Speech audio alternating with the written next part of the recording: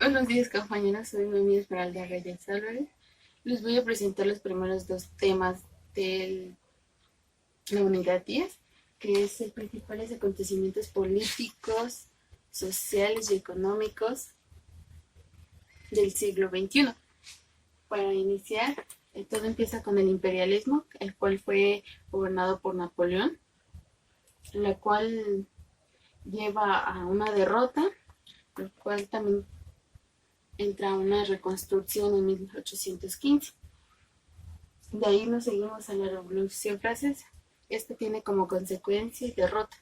Como consecuencia tiene un caos social, como protestas, como turbas, saqueos, etcétera, lo cual esto lleva a una dictadura militar para realizar el orden que tenían. Como derrota, pues las monarquías europeas celebraron un congreso en Viena en el que reacomodaron el territorio de los reinos europeos, solo por un tiempo. De ahí nos vamos a la monarquía. En la monarquía hay un empate entre lo que es la burguesía y el proletariado. La burguesía son los ricos, el proletariado es el trabajador. Um, Esto lleva, como hay un empate, esto lleva a ser obligados a crear un liberalismo burgués. De ahí, el periodo de las transformaciones sociales son, como les decía, el proletariado, que es una nueva clase social. Los colonizadores es, los colonizadores y la revolución industrial um, son una consecuencia, ya que en este se empiezan a implementar la máquina para eliminar la mano de obra.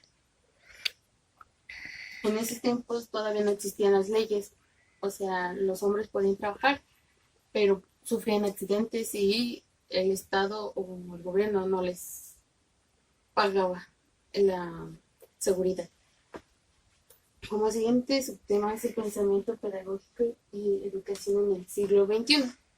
A esto pues ya nos vamos basando más en lo que es eh, el implemento de las mujeres y de los niños pobres. Para iniciar, pues la pedagogía se levantó como una ciencia que buscaba innovar la metodología didáctica. ¿Esto qué quiere decir? Que ya empezaban a implementar desde el kinder hasta la universidad un desarrollo de aprendizaje. Um, el primer fundador de una escuela infantil fue en 1815 por el inglés Robert Outwood. De aquí, uh, Friedrich, algo así, creó una serie de instrumentos didácticos para la enseñanza. Esto se basó con los otros personajes como Rose y Pestalozzi.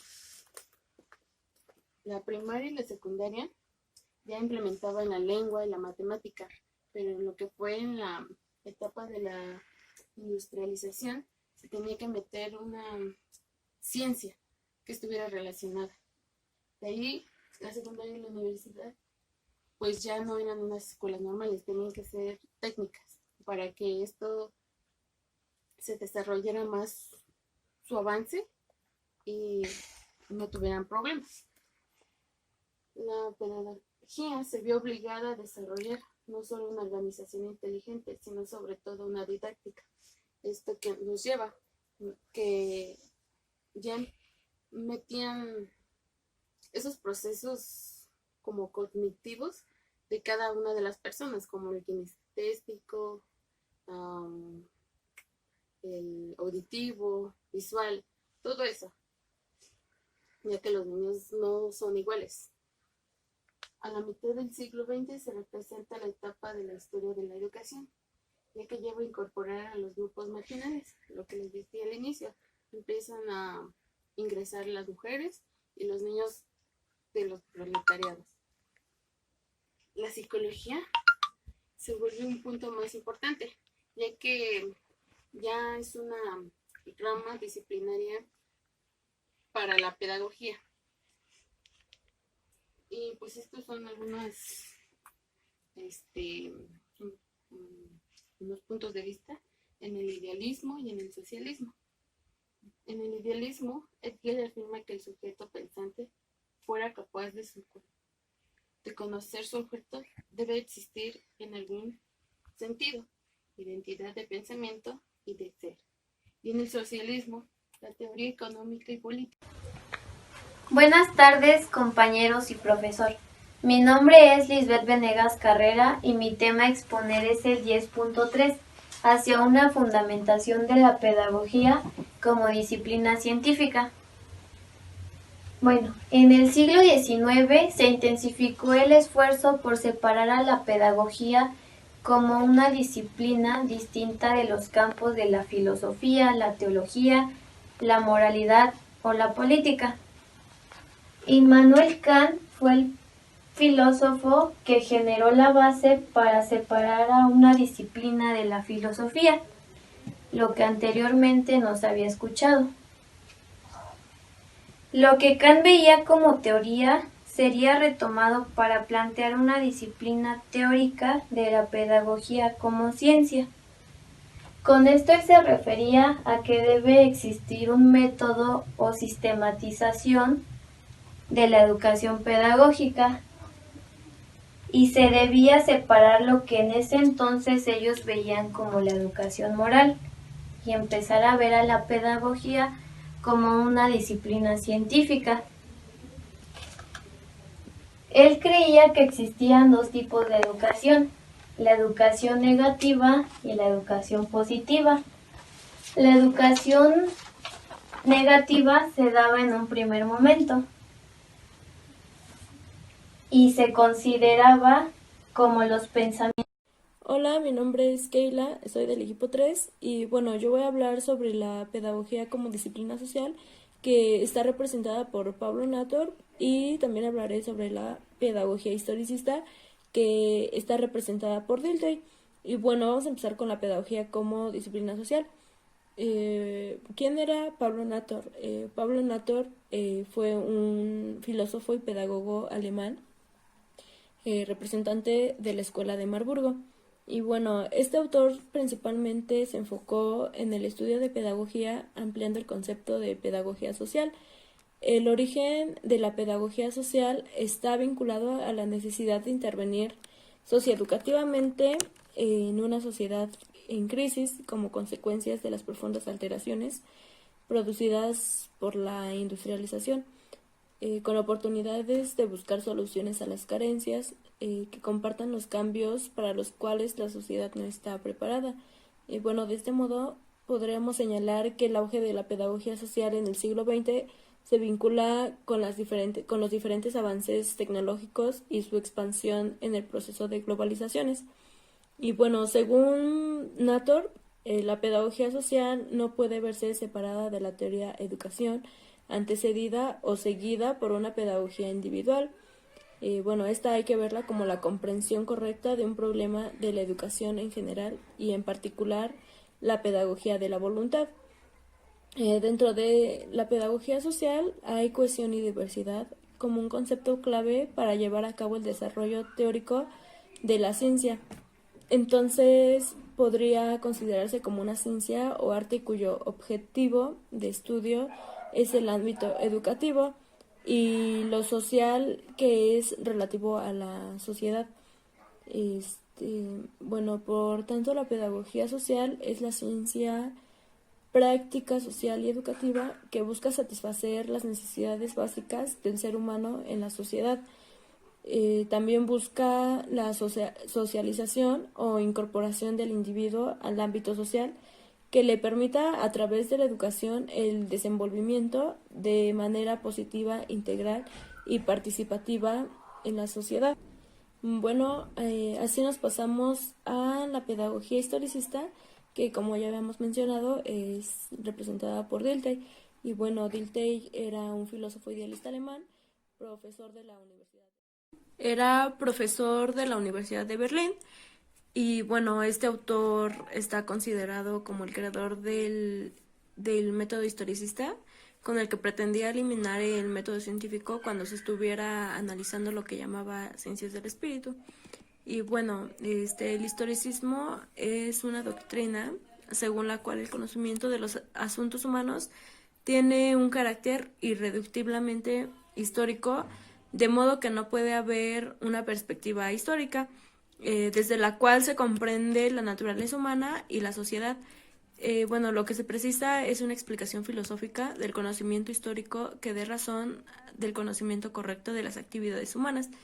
El historicismo puede ser tenido por una doctrina filosófica que se origina en los supuestos metodológicos de la historiografía crítica. Bueno, el historicismo surgió en las dos últimas décadas del siglo pasado y se desarrolló en el periodo que transcurre hasta el comienzo de la Segunda Guerra Mundial. La primera manifestación del movimiento historicista, según Pietro Rossi, se da en 1833 con la introducción a las ciencias del espíritu de Dilthey. Y bueno, el historicismo excluye la búsqueda de regularidad y tipos universales de la vida humana, sino que necesita emplearlos y fundirlos en su sentido de lo individual.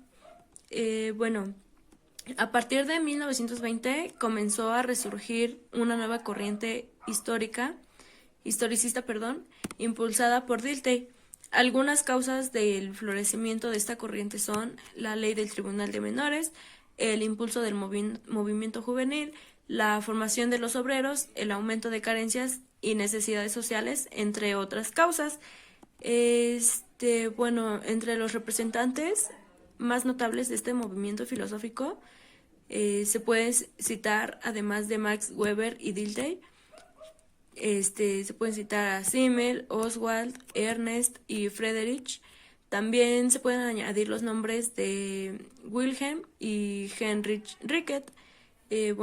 Estos se vinculan a la filosofía de los valores en el seno del neocriticismo. Y bueno, la escuela historicista fue impulsada por la obra de Dilthey, quien distinguió entre las ciencias de la naturaleza y las ciencias del espíritu. Y bueno, este autor afirmaba que existía una distinción ontológica entre el mundo natural y el histórico. Y bueno, para finalizar, al terminar la Segunda Guerra Mundial, muchos catedráticos ya pertenecían a esta tendencia pedagógica. El método científico cuando se estuviera analizando lo que llamaba ciencias del espíritu. Y bueno, el historicismo es una doctrina según la cual el conocimiento de los asuntos humanos tiene un carácter irreductiblemente histórico, de modo que no puede haber una perspectiva histórica, desde la cual se comprende la naturaleza humana y la sociedad. Lo que se precisa es una explicación filosófica del conocimiento histórico que dé razón del conocimiento correcto de las actividades humanas. El historicismo puede ser tenido por una doctrina filosófica que se origina en los supuestos metodológicos de la historiografía crítica. El historicismo surgió en las dos últimas décadas del siglo pasado y se desarrolló en el periodo que transcurre hasta el comienzo de la Segunda Guerra Mundial. La primera manifestación del movimiento historicista, según Pietro Rossi, se da en 1833 con la introducción a las ciencias del espíritu de Dilthey. El historicismo excluye la búsqueda de regularidad y tipos universales de la vida humana, sino que necesita emplearlos y fundirlos en su sentido de lo individual. A partir de 1920 comenzó a resurgir una nueva corriente historicista, impulsada por Dilthey. Algunas causas del florecimiento de esta corriente son la ley del Tribunal de Menores, el impulso del movimiento juvenil, la formación de los obreros, el aumento de carencias y necesidades sociales, entre otras causas. Entre los representantes más notables de este movimiento filosófico Se pueden citar, además de Max Weber y Dilthey, se pueden citar a Simmel, Oswald, Ernest y Friedrich. También se pueden añadir los nombres de Wilhelm y Heinrich Ricket. Estos se vinculan a la filosofía de los valores en el seno del neocriticismo. Y bueno, la escuela historicista fue impulsada por la obra de Dilthey, quien distinguió entre las ciencias de la naturaleza y las ciencias del espíritu. Y bueno, este autor afirmaba que existía una distinción ontológica entre el mundo natural y el histórico. Y bueno, para finalizar, al terminar la Segunda Guerra Mundial, muchos catedráticos ya pertenecían a esta tendencia pedagógica. Buenas tardes, mi nombre es Romero Gutiérrez Jennifer Sinaí, soy de la carrera de Pedagogía. En esta ocasión me toca exponer la educación preescolar y Froebel y la educación infantil. Comencemos con la educación preescolar. La educación preescolar tuvo un proceso evolutivo para que lo conozcamos como hoy en día. Una de ellas fue la revolución industrial que se llevó a finales del siglo XIX. Eso trajo como consecuencia cambios económicos y sociales. Aquí las mujeres tuvieron que tomar el papel del hombre y ellas se tuvieron que ir a trabajar. Eso trajo como un problema que los niños estuvieran en abandono y los descuidaron. A finales de ese siglo hubo varios pensadores que tomaron varias ideas y una de ellas fueron los asilos. Estos asilos fueron creados por Robert Owen en Escocia en 1825. Sus características eran: no estaban sujetos con ningún reglamento. Aquí los adultos eran los que enseñaban prácticamente a los niños. Tenían una disciplina rigurosa y tradicionalista. Aquí los niños pasaban prácticamente todo el día sentados en absoluto silencio mientras las personas los enseñaban. Su enseñanza era prácticamente memorismo y verbalismo. Su matrícula era de 300 a 400 alumnos máximo. Después de todo esto hubo varios problemas y lo juzgaron demasiado, así que nacieron las escuelas maternales. Las escuelas maternales fueron creadas por Mario Pepe, incorporando varias ideas innovadoras. Una de ellas fue organizar a los niños en grupos pequeños de acuerdo a su edad. Era el máximo de 150 alumnos. Creó un método de enseñanza donde los niños aprendían con el contacto de diversos elementos, ya sean vivos o objetos. Aquí ya se empezó a dar un poco más la pedagogía, pero a pesar de eso tuvo varias críticas técnicas. Ahí es donde nacen los jardines de infancia. Pero aquí es donde entra Froebel y la educación infantil. Froebel creó el primer jardín de infancia en 1840 en Alemania. Este tuvo como nombre Kindergarten. Su enseñanza prácticamente era el amor y la alegría a través del juego. Aquí es donde ya se da como completo la pedagogía, donde el alumno y el docente ya se conocían mejor. Cultivó el lenguaje a través de cuentos, poesías, rondas y narraciones. Su enseñanza se llevó a cabo con la naturaleza y medio ambiente. Aquí el niño ya se expresaba con absoluta libertad y espontáneamente. Comenzó a diseñar materiales donde ya se llevaba prácticamente a las escuelas o instituciones donde donde ellos daban clases, los profesores daban clases y era su método de enseñanza prácticamente. Sus ideas de estos materiales era guiar el trabajo del niño usando formas sencillas y naturales. Aquí su lema de él era respetar la actividad creadora del niño en un clima de libertad y el contacto con la naturaleza. Eso fue todo, gracias. Buenas tardes, mi nombre es Jocelyn Cruz Valerio y voy a explicar los dos penúltimos temas de la unidad 10. En este caso es el 10.6 que trata sobre el surgimiento de la pedagogía experimental. Bueno, tiene comienzos a partir del siglo pasado, que esto quiere decir aproximadamente por el siglo XX, la cual establece sólidas bases empíricas para la educación y la incorporación del método experimental en el campo de las ciencias humanas y la vinculación inicial con la psicología científica. Bueno, esto sería grandes rasgos lo que es la psicología experimental. Y ahora el tema 10.6.1, que abarca sobre tres grandes personas que hicieron grandes aportaciones para la psicología experimental. En este caso es Wood, que se le domina como el padre de la psicología experimental por fundar el primer laboratorio en Pearson, que obviamente trata sobre la psicología experimental. Por lo tanto, afirmó que la psicología es la ciencia de la experiencia y a la que se debe desarrollarse sin reunir la metafísica. El segundo es Binet, que es conocido por sus grandes aportaciones a la psicología experimental, especialmente a las contribuciones del desarrollo educativo. Se destacó por haber sido creador de la predicción del rendimiento escolar, es decir, fue quien realizó la prueba diseñada para medir la inteligencia, que en este caso lo que hoy conocemos como los test de inteligencia. Y por último es Newman. Ocupa un lugar muy importante porque fue un representante más destacado de la pedagogía experimental. Por lo tanto, es una de las figuras intelectuales más importantes del siglo XX, la cual afirma que la información intelectual para el desarrollo del conocimiento es la finalidad principal de la educación. Posteriormente, su principal pensamiento pedagógico que él tenía, que se basaba en que el conocimiento es un bien en sí mismo y con tal un fin, solo un medio. Bueno, esto sería todo de mi parte. Gracias. Compañeros y maestros, mi nombre es Cruz García Alma Zuleima. Mi equipo es el número 3, nuestra unidad es el 10, la educación y la pedagogía en el siglo XIX. Mi tema es 10.7, la educación femenina en el siglo XIX. ¿Cómo vivían las mujeres en el siglo XIX? La mujer era considerada influenciada y diferenciada a los hombres. No podían votar, no podían ir a escuelas ni a universidades. ¿Quién fue la primera mujer que abogó por ella? Se llama Lorena Greene. Fue poetisa y escritora en su tiempo y ella fue la primera mujer que abogó por su género.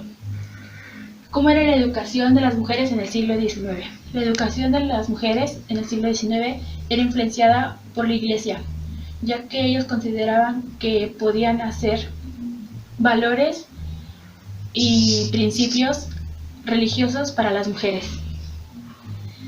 Según ellos, podían ser religiosas para poder enseñar eso a sus hijos y los hijos de sus hijos, pues a sus hijos. Y cómo las mujeres tuvieron acceso a la educación. Fue en 1970, las mujeres pudieron votar, pudieron ser iguales a los hombres y poder hacer cosas igual que los hombres. Lo único que tenían y podían hacer, y era forzosamente hacerlo, era no dejar de hacer sus principios y labores que ya tenían desde un principio. Bueno, eso fue todo. Gracias.